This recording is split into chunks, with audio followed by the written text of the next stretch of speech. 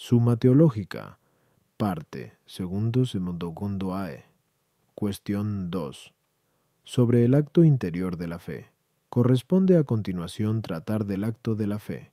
Primero, del acto interior, después, del acto exterior. Sobre lo primero se formulan 10 preguntas.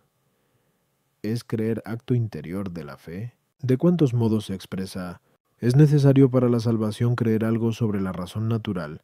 ¿Es necesario creer aquello a lo que puede llegar la razón? ¿Es necesario para la salvación creer algo de manera explícita? ¿Están todos igualmente obligados a creer con fe explícita? ¿Es siempre necesario para la salvación tener fe explícita de Cristo? ¿Es necesario para la salvación creer explícitamente en la Trinidad? ¿Es meritorio el acto de creer? ¿Disminuye la razón humana el mérito de creer? Artículo 1. ¿Creer es pensar con asentimiento? Lat objeciones por las que parece que creer no es pensar con asentimiento. 1. Pensar implica cierta inquisición, pues es como dar 1000 vueltas a una cosa, pero San Juan Damasceno dice que la fe es un consentimiento sin inquisición. Por lo tanto, el pensar no compete a la fe. Tú. Como diremos luego, Q. 2. La fe reside en la razón. El acto de fe, en cambio, es acto de la potencia cogitativa, que pertenece a la parte sensible, como hemos expuesto. Idea. 4. El pensar, pues, no pertenece a la fe. 3. Además, creer es acto del entendimiento, pues su objeto es la verdad. Ahora bien, el acto de asentir incumbe no al entendimiento, sino a la voluntad, lo mismo que el consentir, como hemos expuesto también.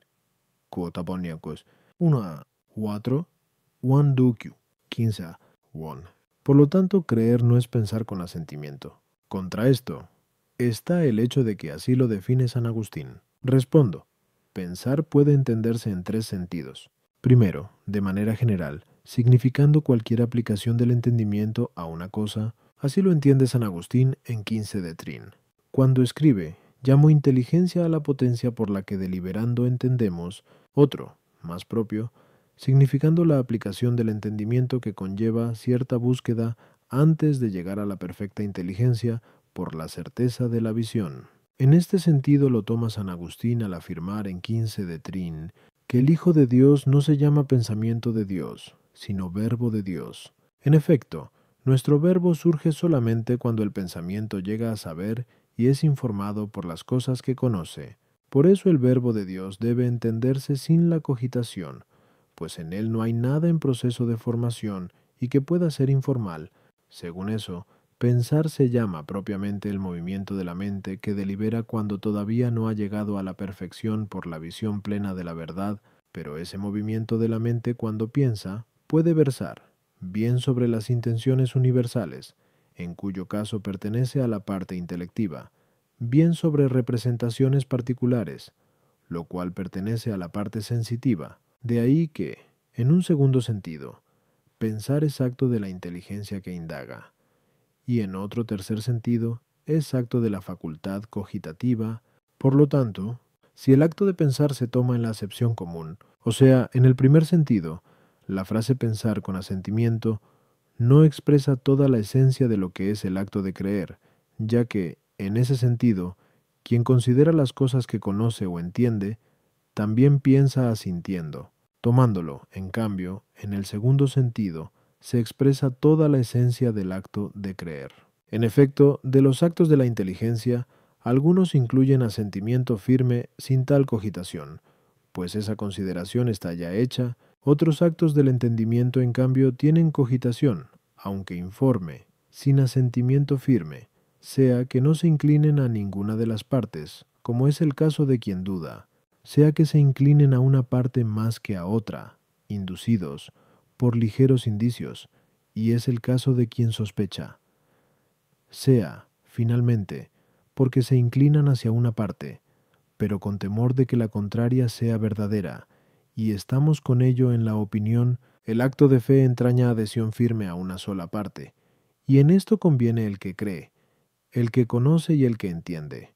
Pero su conocimiento no ha llegado al estado perfecto, efecto de la visión clara del objeto, y en esto coincide con el que duda sospecha y opina. Por eso, lo propio del que cree es pensar con asentimiento, y de esta manera se distingue el acto de creer de los demás actos del entendimiento, que versan sobre lo verdadero o lo falso. A las objeciones. 1. La fe no entraña investigación de la razón natural que demuestre lo que cree. Implica, sin embargo, indagación sobre los motivos que conducen al hombre a creer, como por ejemplo, que lo ha dicho Dios, y está confirmado por milagros. 2. El pensar está tomado aquí, no como acto de la facultad cogitativa, sino como acto del entendimiento, según hemos expuesto. 3. El entendimiento del que cree está determinado hacia una cosa no por la razón, sino por la voluntad. Por eso, el asentimiento se considera aquí como acto del entendimiento determinado hacia una parte por la voluntad. Artículo 2. Es apropiada la distinción del acto de fe en las fórmulas creer por Dios, creer a Dios y creer en Dios. Lato objeciones por las que parece que no es adecuada la distinción del acto de fe en las fórmulas creer por Dios, creer a Dios y creer en Dios. 1. A un hábito único corresponde un solo orden de actos. La fe, por ser virtud, es un hábito, luego no es apropiado establecer para ella varios actos. 2. Lo que es común a todo acto de fe no debe considerarse como acto especial de la misma. Ahora bien, creer por Dios es común a cualquier acto de fe, puesto que la fe se apoya en la verdad primera. No parece, por tanto, apropiado distinguir actos parciales de la fe. 3.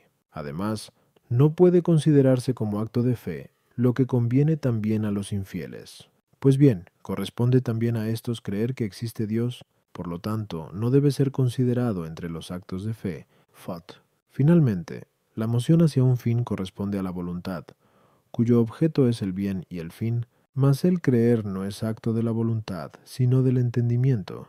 Por lo tanto, no debe proponerse como una de sus formas creer en Dios, ya que implica movimiento hacia el fin. Contra esto está la autoridad de San Agustín, que establece esa distinción en De Verbe. Dom. E inuan, respondo. El acto de cualquier potencia o hábito depende siempre de la relación de esa potencia o hábito con su objeto. El objeto de la fe presenta tres modalidades. Como acabamos de decir, a 1 a 3, el creer corresponde a la inteligencia, en cuanto impulsada al asentimiento por la voluntad, y su objeto puede considerarse tanto desde el entendimiento como desde la voluntad que le mueve. Por parte del entendimiento, en el objeto de la fe, según hemos expuesto ya, Q1, se pueden considerar dos elementos. 1. Su objeto material. El acto de fe, en este caso, viene expresado en la fórmula creer a Dios, porque como hemos dicho, que apan 1 a 1 no se nos propone para creer nada si no es en orden a Dios. El segundo elemento a considerar es la razón formal del objeto, o sea, el medio por el que asentimos a una verdad determinada. Ese acto de fe se expresa por la fórmula creer por Dios, ya que, según lo dicho también en otra parte, 1 a 1, el objeto formal de la fe es la verdad primera, a la cual se adhiere el hombre para asentir por ella a las otras verdades. Mas hay un tercer modo de considerar el objeto de la fe, y es la moción del entendimiento por la voluntad. En este caso, el acto de fe viene expresado por la fórmula creer en Dios, pues la verdad primera dice, orden a la voluntad, en cuanto tiene para ella razón de fin. A las objeciones 1. Con esas tres fórmulas que hemos indicado, no se expresan actos distintos de la fe, sino el mismo y único acto, que guarda una relación distinta con el objeto de fe. Toa. Con esto va indicada también la respuesta a la segunda objeción. Ta. La expresión creer en Dios no conviene a los infieles bajo la misma razón por la que se considera como acto de fe. Los infieles, en efecto, no creen en la existencia de Dios en las condiciones que determina la fe, por eso ni siquiera creen de verdad en Dios, ya que, como afirma el filósofo en Nume de Metaphys, el defecto que hay en el conocimiento de lo simple está en no alcanzar al objeto en su totalidad. 4. Según hemos expuesto, 1,82 a 4, 1, 2,9 a 1, La voluntad mueve al entendimiento y a las demás facultades del alma a su fin. Es lo que expresa la fórmula del acto de fe creer en Dios. Artículo 3. ¿Es necesario para la salvación creer algo que esté sobre la razón natural? Lat. Objeciones por las que parece que no es necesario creer para salvarse. 1. Para la conservación y perfección de un ser parece que es suficiente lo que le compete según su naturaleza, pero las verdades de fe exceden la razón natural del hombre, ya que, como hemos dicho, Kiosi 1a 5 versan sobre algo no visto. No parece, pues, que sea necesario creer para conseguir la salvación. 2. Resulta arriesgado para el hombre prestar su asentimiento a cosas sobre las que no puede juzgar si es verdadero o falso lo que se le propone, para creer. Según leemos en el libro de Job, ¿no es el oído el que aprecia los discursos? 12:11.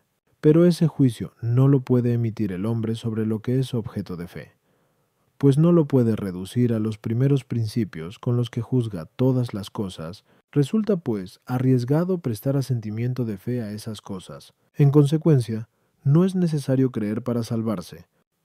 Además, la salvación del hombre, según la Escritura, está en Dios. La salvación del justo, leemos, viene de Yahvé. Sal 36:39. Y según San Pablo, lo invisible, de Dios, desde la creación del mundo, se deja ver a la inteligencia a través de sus obras, su poder eterno y su divinidad. Rom 1:29. Ahora bien, lo que el entendimiento comprende no puede ser objeto de fe, luego no es necesario creer para salvarse. Contra esto está el testimonio de la Escritura. Sin la fe es imposible agradar a Dios. Heb 11:6. Respondo. En todo conjunto ordenado de seres, vemos que hay dos cosas que concurren a la perfección de la naturaleza. Una de ellas, el impulso propio. Otra, el que reciben de la naturaleza superior. El agua, por ejemplo, por propio impulso tiende hacia el centro, pero por el impulso que recibe de la luna se mueve alrededor de ese centro, con un movimiento de flujo y reflujo. Otro tanto ocurre con las esferas de los planetas. Por sí mismas se mueven de occidente a oriente. Impulsadas por la primera esfera, van de oriente a occidente. Pues bien, la naturaleza racional creada es la única entre todos los seres que dice un orden inmediato a Dios, participando de la perfección divina o en el ser, como los seres inanimados, o también en la vida y el conocimiento de las cosas singulares, como las plantas y los animales. Pero la naturaleza racional, en cuanto conoce la razón universal del bien y del ser, dice un orden inmediato al principio universal del ser. Por lo tanto, la perfección de la naturaleza racional no consiste solamente en lo que le compete por su naturaleza, sino también en lo que recibe por participación sobrenatural de la bondad divina.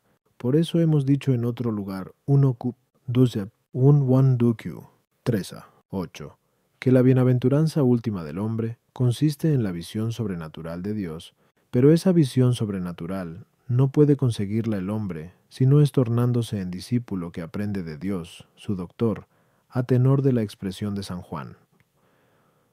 Todo el que escucha al Padre y aprende su enseñanza, viene a mí.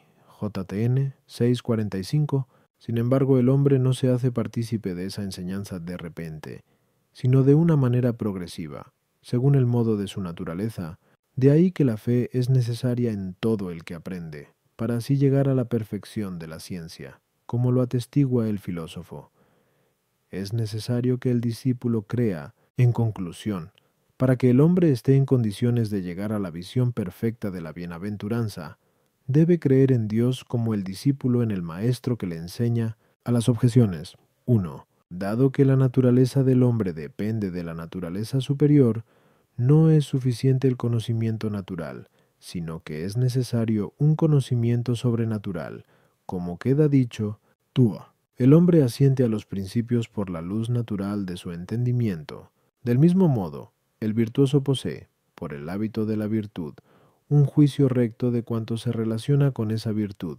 De esta forma, por la luz de la fe infundida por Dios en él, asiente el hombre a las verdades de fe, y no a los errores contrarios.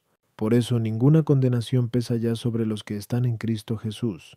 Rom 8:1. Iluminados por Él en la fe. Los atributos invisibles de Dios los percibe la fe, en muchos aspectos, de una manera más elevada que la razón natural, que de las criaturas se remonta al Creador. De ahí las palabras de la Escritura. Más de lo que alcanza la inteligencia humana se te ha mostrado ya. Eclo 3:25. Artículo 4. ¿Es necesario creer lo que se puede probar por la razón natural? Lat. Objeciones por las que parece que no es necesario creer las verdades que se pueden probar por la razón natural. 1. En las obras de Dios, con mayor razón que en las de la naturaleza, no hay nada superfluo.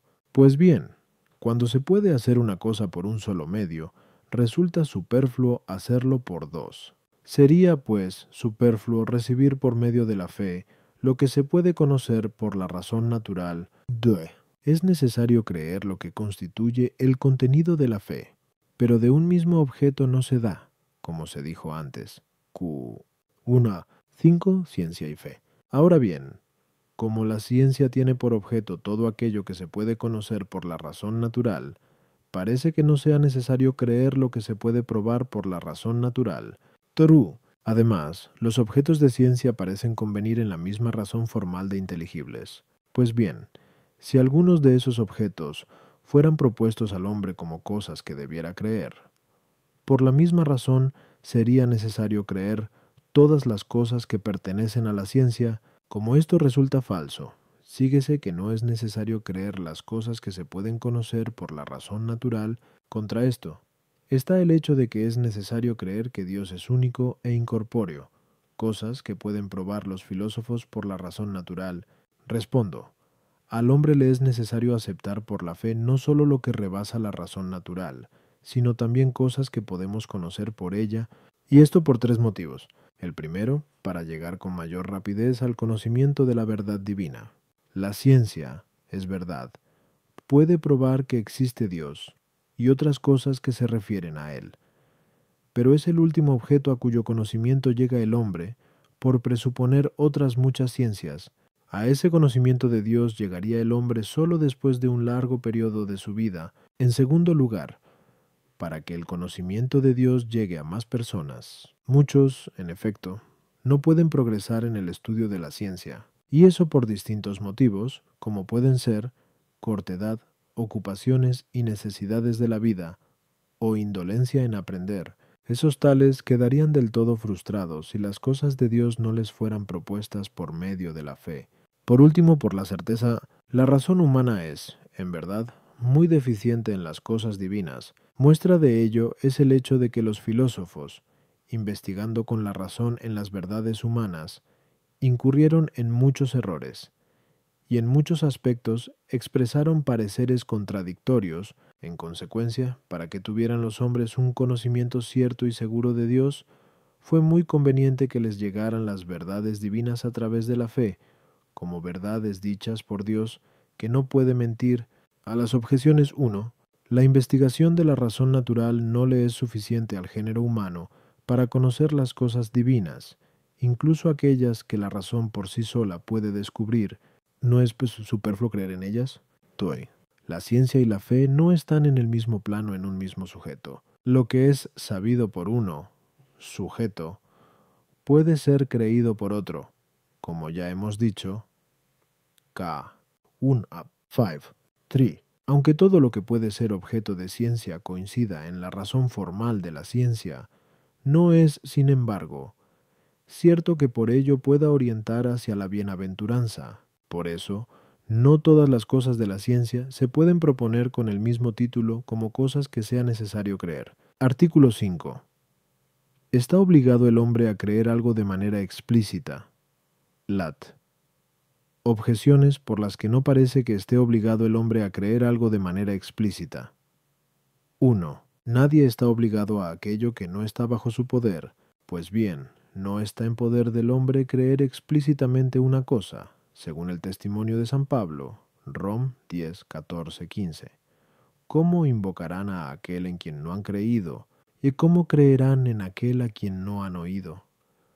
¿Cómo oirán sin que se les predique? ¿Y cómo predicarán si no son enviados?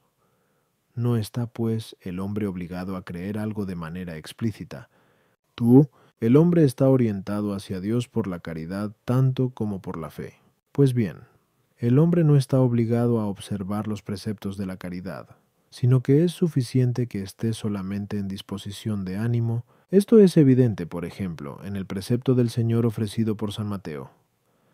Al que te abofetee en la mejilla derecha, preséntale también la otra. Mt 5:39. Y como este hay otros casos, como explica San Agustín en De Serm, Dom in Monte, no está pues obligado el hombre a creer algo explícitamente. Bástale estar bien dispuesto en su ánimo para creer lo que ha sido propuesto por Dios. Además, el bien de la fe consiste en cierta obediencia, según el testimonio del apóstol. Predicar la obediencia a la fe, Rom 1:5. Mas para practicar la virtud de la obediencia no se requiere la observancia de preceptos determinados, sino que es suficiente tener disponibilidad de la voluntad para obedecer, conforme a lo que leemos en la Escritura. Me doy prisa y no me retardo en observar tus mandatos. Sal 118:60. Por lo tanto, en el caso de la fe, parece también suficiente que tenga el hombre el ánimo dispuesto a creer lo que se le puede proponer por intervención divina, sin que haya que creer explícitamente una cosa determinada. Contra esto, tenemos el testimonio de la carta a los Hebreos. El que se acerca a Dios ha de creer que existe y que recompensa a los que le buscan. Heb 11:6. Respondo. Los preceptos de la ley que está obligado a observar el hombre versan sobre los actos de las virtudes que son camino para llegar a la salvación. Mas, como ya hemos dicho, Dua 2. El acto de la virtud se mide por la relación que hay entre el hábito y su objeto. Ahora bien, en el objeto de la virtud hay que considerar dos cosas. Lo que propia y directamente constituye el objeto de la virtud, cosa necesaria en todo acto virtuoso, y lo que se presenta de manera accidental y secundaria respecto al objeto propio de esa virtud.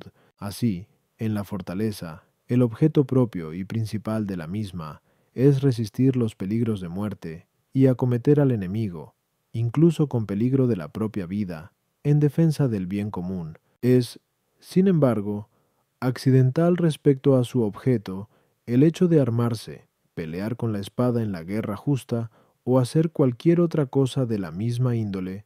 Por lo tanto, la aplicación del acto virtuoso al objeto propio y principal de la virtud es de necesidad de precepto, como lo es también el acto mismo de la virtud.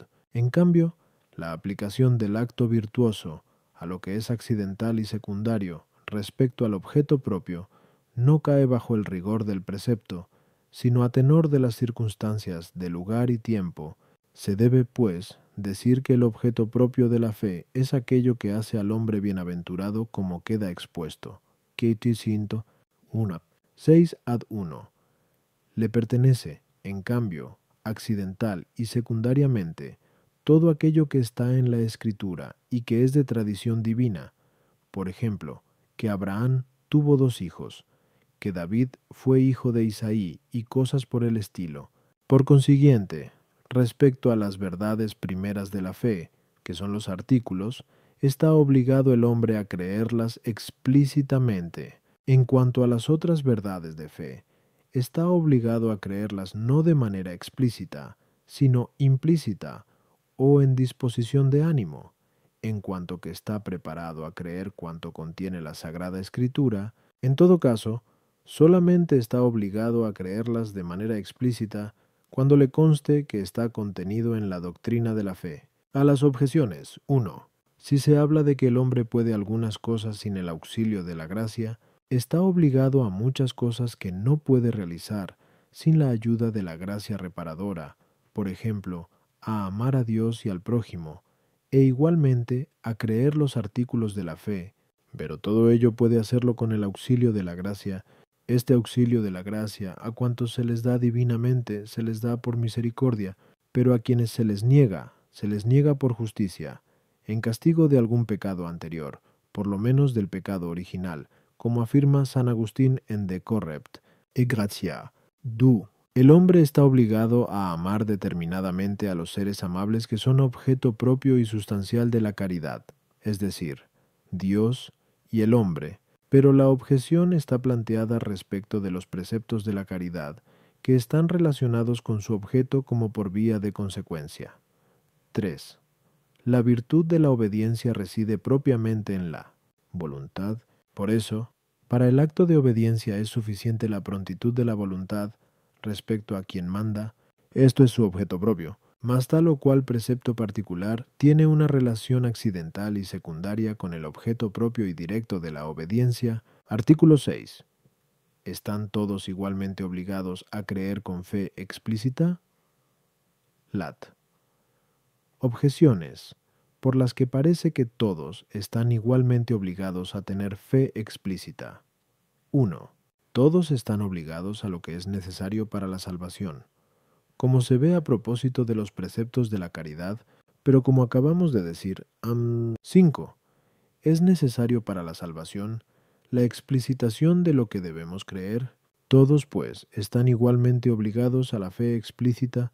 Tua. Nadie debe ser examinado de aquello que no esté obligado a creer de manera explícita, pero a veces incluso los sencillos son examinados sobre artículos mínimos de fe. Luego todos están obligados a creer explícitamente todo, lo concerniente a la fe.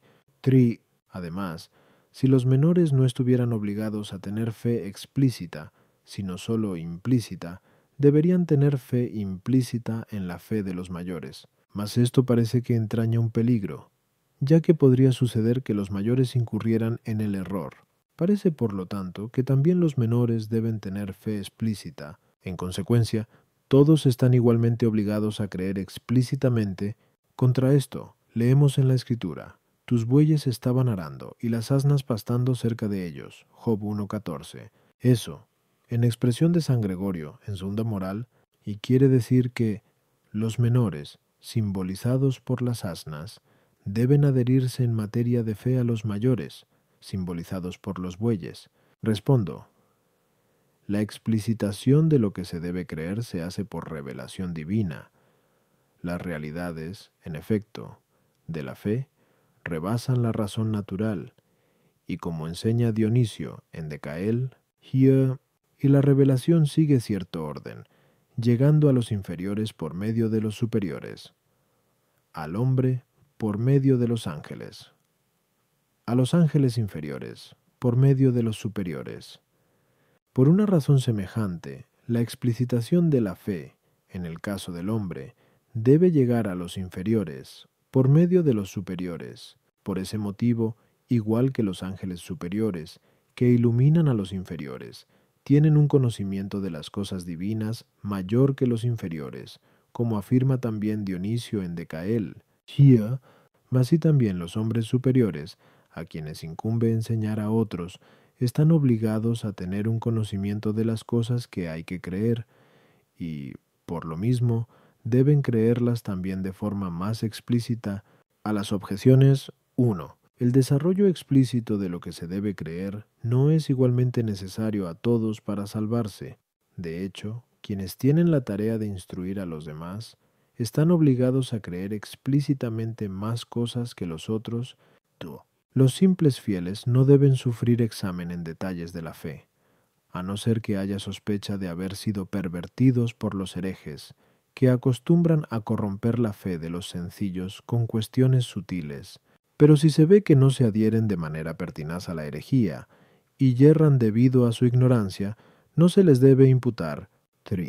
Los menores solamente tienen fe explícita en la fe de los mayores, en la medida en que éstos prestan su adhesión a la enseñanza divina.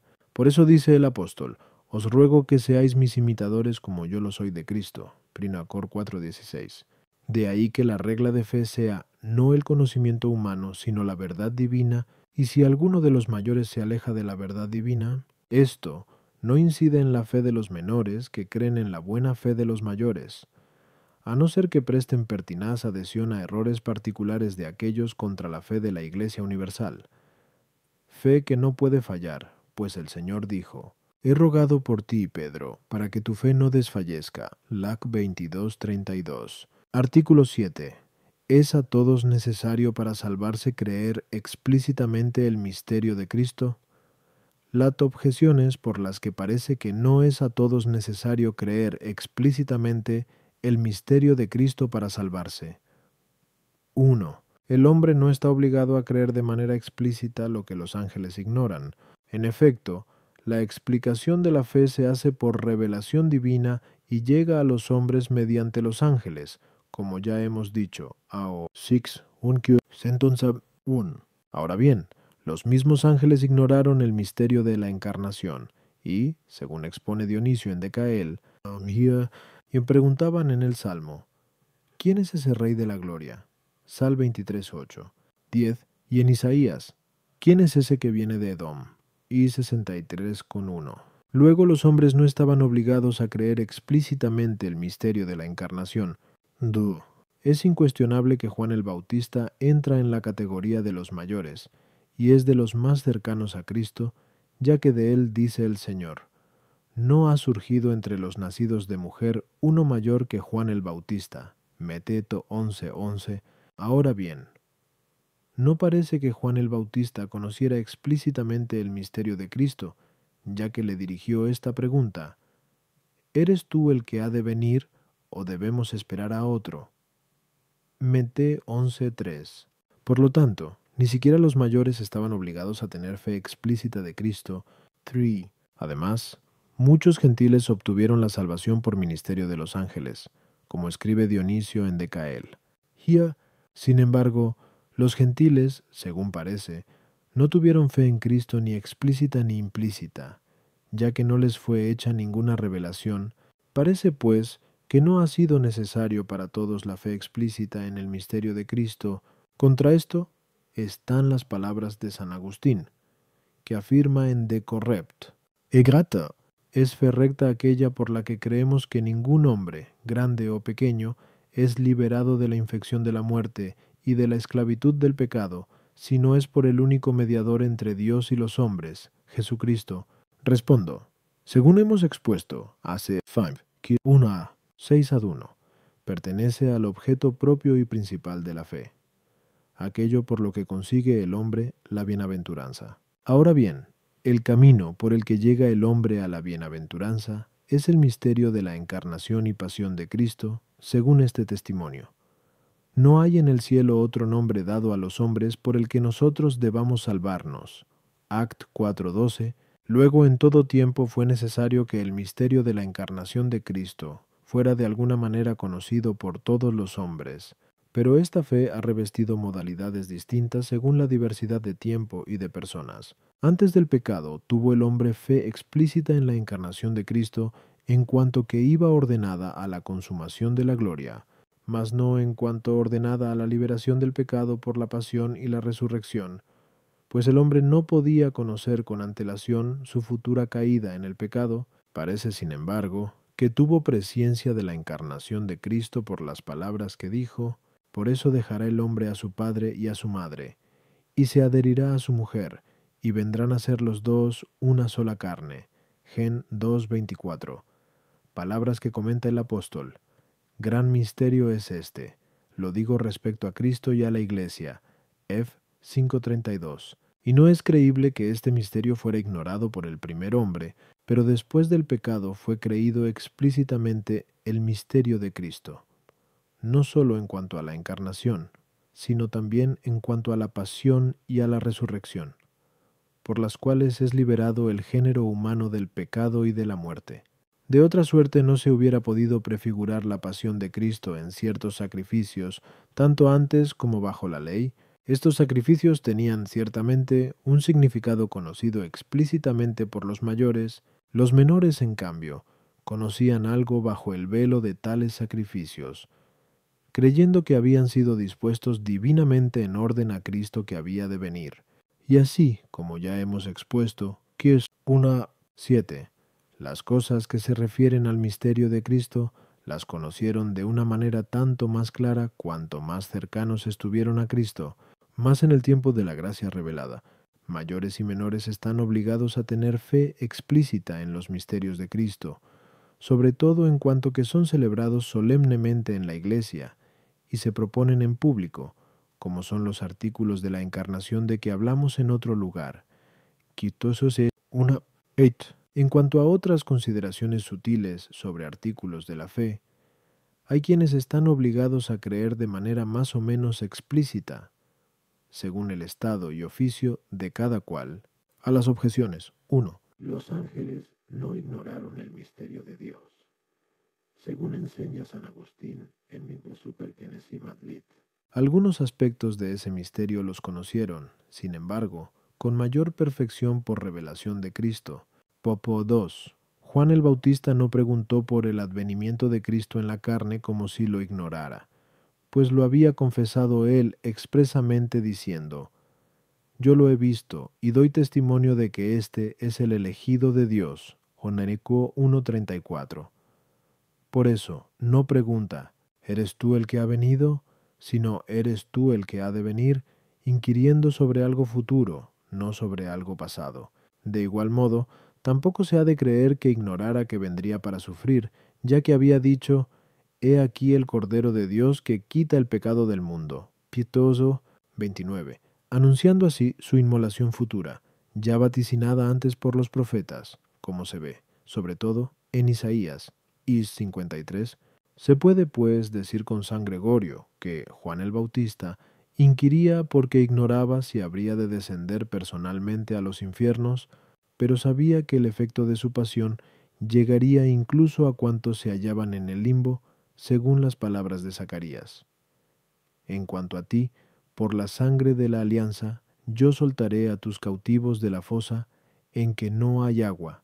Zac 9:11. Esto, sin embargo, no estaba obligado a creerlo de manera explícita antes de su cumplimiento. O se puede decir también, como San Ambrosio en Superluc, San que Juan no inquirió por duda o ignorancia, sino más bien por piedad. O con San Juan Crisóstomo se puede decir que Juan no formuló la pregunta por ignorancia propia, sino para que diera Cristo una satisfacción cumplida a sus discípulos. Por eso les ofrece en realidad la respuesta en forma de instrucción para los discípulos. Responde mostrando sus obras como signos. 3. Muchos gentiles tuvieron revelación de Cristo, como consta por las cosas que predijeron sobre él. Así, en Job se dice: Bien sé yo que mi defensor está vivo. Job 19:25.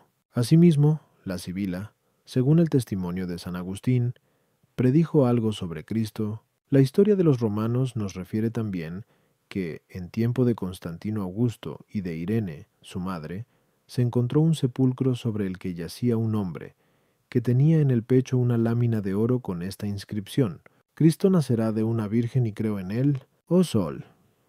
En tiempo de Constantino y de Irene me verás de nuevo.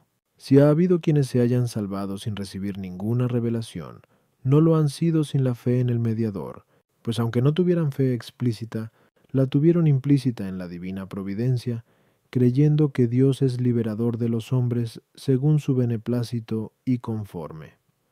Él mismo lo hubiere revelado a algunos conocedores de la verdad, a tenor de las palabras de Job: nos instruye más que a las bestias de la tierra. Job 35:11.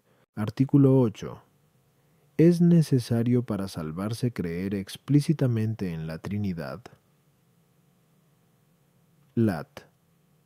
Objeciones por las que parece que no es necesario para salvarse creer explícitamente en la Trinidad. 1. Dice el apóstol: el que se acerca a Dios ha de creer que existe y que recompensa a los que le buscan. Heb 11:6. Pero eso puede creerse sin tener fe en la Trinidad. Luego no es necesario creer explícitamente en la Trinidad. Dice el Señor: Padre, he manifestado tu nombre a los que me has dado. Jontorene 17:6. Y San Agustín comenta: no aquel nombre tuyo con el que eres llamado Dios, sino el nombre con el que eres llamado Padre. Y luego añade: en el hecho de haber creado Dios, este mundo es conocido por todos los gentiles. En el hecho de que no se le debe adorar en unión con los dioses falsos, es conocido como Dios en Judea.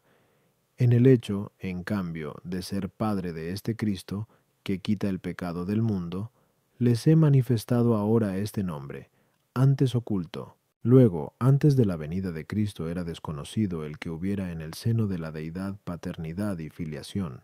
No se creía, pues, explícitamente en la Trinidad. Además, de Dios estamos obligados a creer de manera explícita que es el objeto de la bienaventuranza, mas el objeto de la bienaventuranza es la bondad soberana de Dios, que puede concebirse sin la distinción de personas. No fue pues necesario creer explícitamente en la Trinidad. Contra esto está el hecho de que en el Antiguo Testamento se haya expresada de distintas maneras la Trinidad de personas. Así, en el principio se dice con referencia a la Trinidad: hagamos al hombre a nuestra imagen y semejanza. Gen 2:26. Luego, desde el principio, fue necesario creer en la Trinidad para salvarse. Respondo: no se puede creer explícitamente en el misterio de Cristo sin la fe en la Trinidad. El misterio de Cristo, efectivamente, incluye que el Hijo de Dios asumió nuestra carne, que renovó al mundo por la gracia del Espíritu Santo, y también fue concebido del Espíritu Santo. Por eso, del mismo modo que, antes de Cristo, el misterio de Él fue creído explícitamente por los mayores y, por los menores, de manera implícita y como entre sombras, así también el misterio de la Trinidad. Por consiguiente, en el tiempo subsiguiente a la divulgación de la gracia, están todos obligados a creer explícitamente el misterio de la Trinidad, y cuantos renacen en Cristo lo consiguen por la invocación de la Trinidad, según consta en San Mateo: id, pues, y haced discípulos a todas las gentes, bautizándolas en el nombre del Padre, y del Hijo, y del Espíritu Santo. Mt 28:19. A las objeciones. 1. De Dios se hizo necesario creer de manera explícita en todo tiempo y por todas las dos cosas de que habla el apóstol. No es, sin embargo, suficiente ni en todo tiempo ni para todos los hombres. 2. Antes de la llegada de Cristo, la fe en la Trinidad estaba oculta en la fe de los mayores, pero gracias a Cristo ha sido manifestada al mundo por los apóstoles. 3. La bondad soberana de Dios, conocida, como ahora, por los efectos, puede ser conocida también sin la Trinidad de personas, pero conocido Dios en sí mismo, tal como lo ven los bienaventurados, no puede entenderse sin la Trinidad de personas. Por eso, la misión misma de las divinas personas nos encamina hacia la bienaventuranza. Artículo 9. ¿Es meritorio el acto de fe? Lat. Objeciones por las que parece que no es meritorio el acto de creer. 1. Como ya hemos expuesto, 1.2 co. Circurea. 4. El principio del mérito es la caridad, mas la fe, como la naturaleza, es el preámbulo de la caridad. Por lo tanto, al igual que no es meritorio el acto de la naturaleza, porque no merecemos con las obras naturales, tampoco lo es el acto de fe. 2. El acto de creer ocupa un lugar intermedio entre el opinar y el saber o considerar lo que se sabe. Ahora bien, ni la consideración de la ciencia ni la de la opinión son meritorias, en consecuencia tampoco lo es el acto de creer. 3. Además, quien asiente a una cosa creyendo, o tiene o no tiene causa suficiente que le induzca a ello. Si la tiene, no parece meritorio el acto de creer, ya que no es libre para creer o no creer. Si carece de motivo suficiente que le induzca a creer, comete un acto de ligereza creyendo, ya que quien se confía enseguida, ligero es de corazón. Eclo 19:4. De ahí que no parece que sea meritorio. El acto, pues, de creer no es en modo alguno meritorio. Contra esto, según el testimonio de la carta a los Hebreos, por la fe alcanzaron los santos las promesas. Heb 11:33. Y eso habría sido imposible de no haber merecido creyendo. El acto de creer es, por lo tanto, meritorio. Respondo: según hemos ya expuesto 1.2k, Moncosot 3 y 4, nuestros actos son meritorios en cuanto que proceden del libre albedrío movido por la gracia de Dios.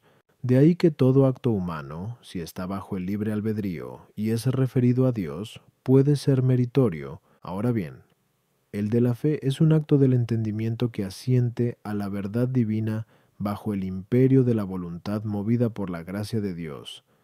Se trata, pues, de un acto sometido al libre albedrío, y es referido a Dios. En consecuencia, el acto de fe puede ser meritorio a las objeciones 1.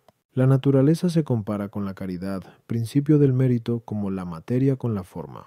En cuanto a la fe, se la compara con la caridad como disposición que precede a la última forma, pero es evidente que ni lo que es puramente sujeto o materia, ni tampoco lo que es disposición anterior, puede actuar en virtud de la forma antes de que ésta se infunda, pero una vez que se haya infundido la forma, tanto lo que es sujeto como lo que era disposición precedente, actúa en virtud de la forma, que es el principio fundamental de operación.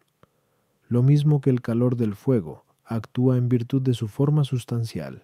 Así pues, ni la naturaleza ni la fe sin la caridad pueden producir un acto meritorio, pero cuando sobreviene la caridad, el acto de fe se hace meritorio por ella, como también el acto de la naturaleza y el del libre albedrío, tú. En la ciencia se pueden considerar dos cosas: el asentimiento del que sabe a la cosa sabida y la consideración de la cosa en sí misma.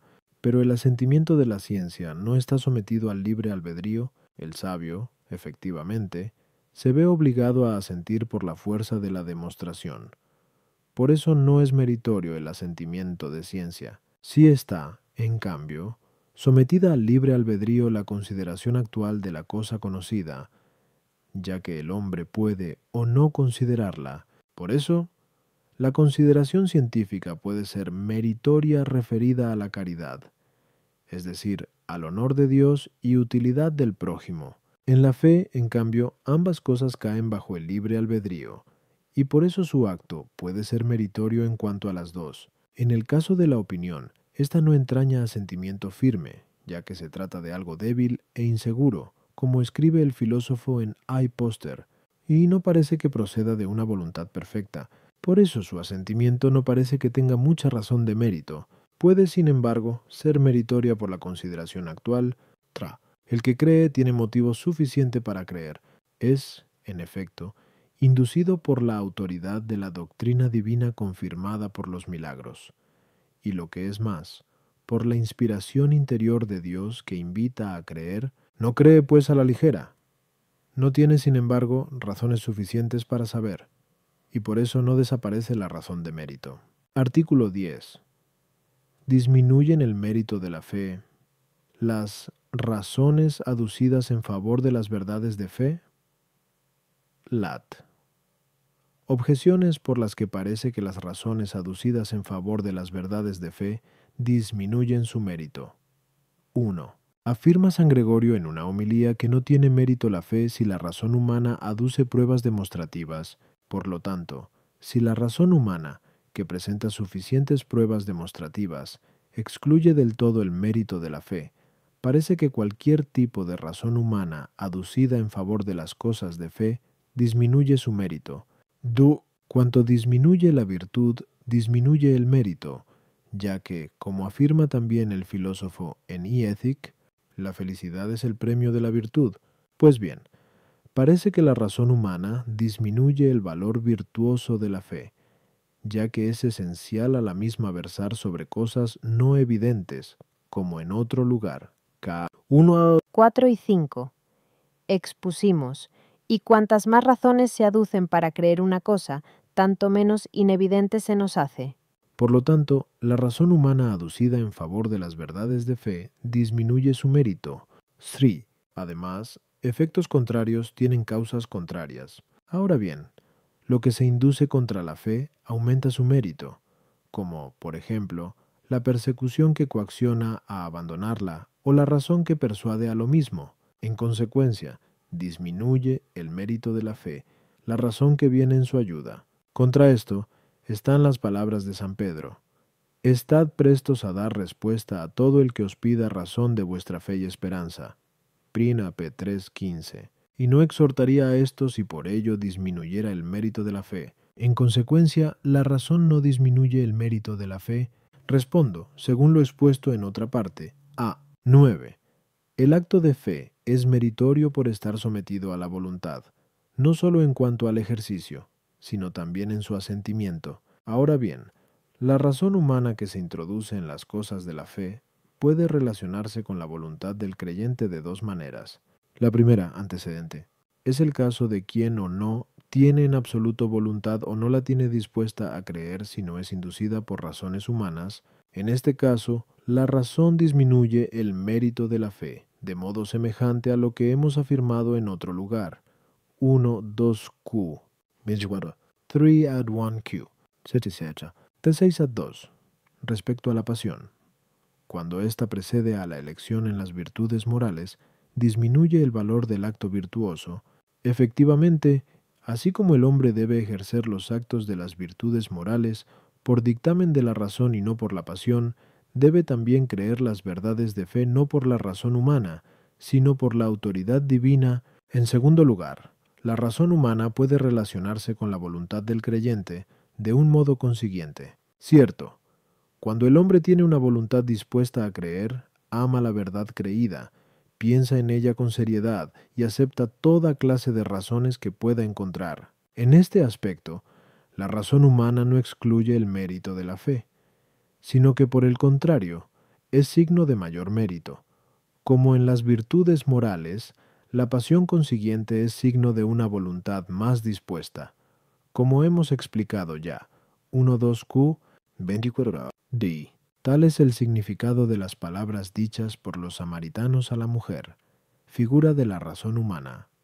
Ya no creemos por tus palabras. Josasenten 4.42.